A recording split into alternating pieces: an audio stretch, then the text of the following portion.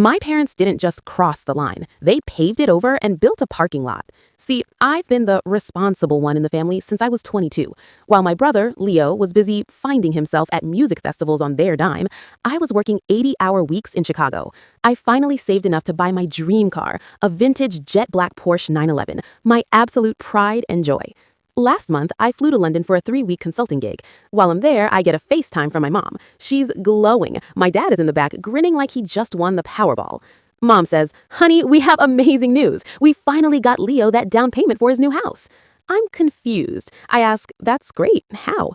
Dad pipes up, "We sold the Porsche. We knew you weren't even driving it while you were away, and the market is just so hot right now."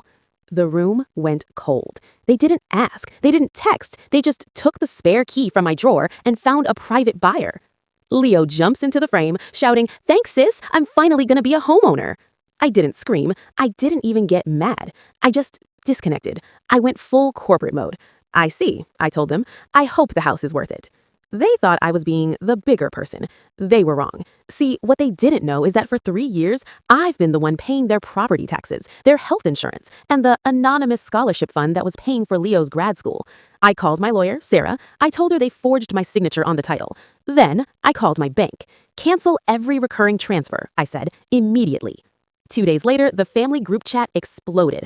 Dad texted, "The tax office says we're delinquent. There must be a mistake." Leo messaged, "The university just kicked me out of my finals. They say my funding was revoked."